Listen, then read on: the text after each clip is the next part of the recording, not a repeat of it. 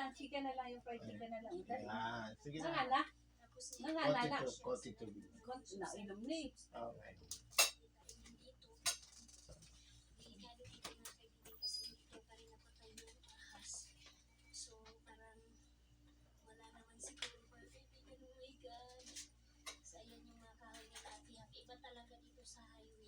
Kasi wala talagang kahoy. Ang hirap ng kahoy dito.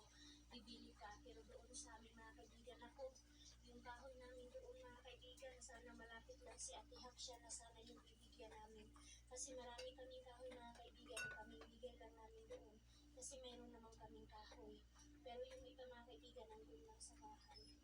So dito, tinapon na ni Ate yung kanina yung mga gamit ni Ate Hak.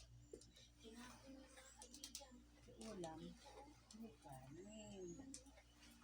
Diba? Diba? Ay, salamat. Okay. Sabay tayo. Wow, mayroon na palang tubig dito mga kaibigan, no? Dito na pala pwede magwasing si Ate Hak. Wow, ang ganda. First time ko ito makita, so pwede na. Kaya pala dito, tapos meron ng, merong hose na ilalagay dito sa washing.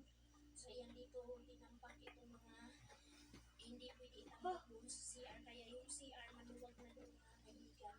So ayan, ito sana mga Nagmasahe tapos gusto magpapaulan. ko sana Okay nga naman. balang araw mga Tapos kaibigan ay kasi hindi ko na talaga kaya ngayon. kanin pa. Ito sana Fried chicken ng kanin. bilhin ko sa Kakairita ka naman eh. So, Ayun. kung Linararaw to mga. Linararaw to mga. natatakot kami mga kaibigan kasi nga Pag niluto ka pagkatapos eh. makapaklase Chicken na lang. mga bahay dito mga kaibigan. Ayan yung puro ketchup nga. Na puro ketchup na bibig mo. Magbili kami. Mm.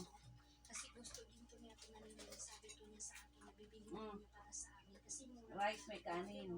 Kung makaluwag-luwag tayo mga kaibigan, kung hindi naman ito masisira dito, so para sa mga anak ko kay Aileen and Jason, na mag-school sila dito sa Bayugan pag mag-high school na, so at least meron kami sariling kahit kunting bahay lang natin dito.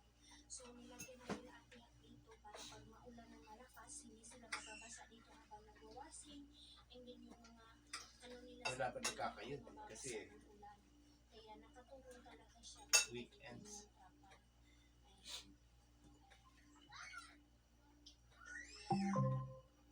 Yung ganap pala nila dito paggabi. Magkakakain mo. Kagarap lang. Dalawang yaya. Nang tatlong mga bagets. Biko. Chicken na lang. Puro ketchup yung uso mo. Ayan, meron lang tayong basher dito. Bakit sinubuan ang laki na?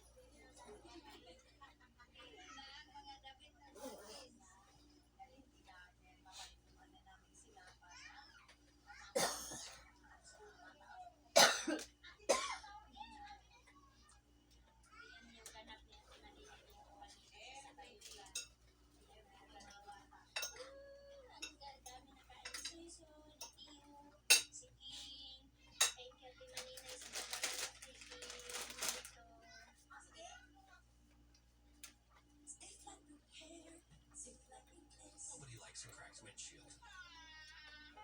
But at least you can go to SafeLight.com